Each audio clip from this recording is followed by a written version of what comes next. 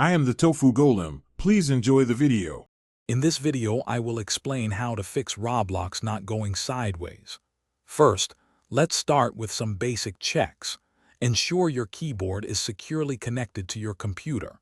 Sometimes a loose connection can cause input issues. You should also test your keyboard in other programs like a word processor to confirm all keys are working correctly.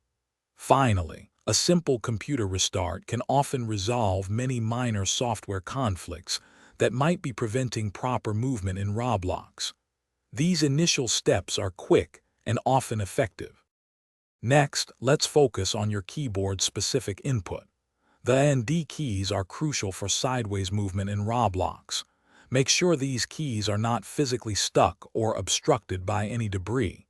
You can gently remove the keycaps if you feel comfortable, but be careful not to damage them. If possible, try connecting a different keyboard to your computer. This helps determine if the problem lies with your current keyboard or if it's a software-related issue within Roblox itself. This step is vital for diagnosis. If the keyboard isn't the problem, let's look at Roblox itself.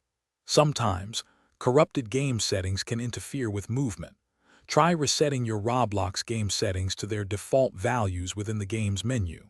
If that doesn't work, a complete reinstallation of the Roblox player might be necessary. Uninstall the application, then download and install the latest version from the official website.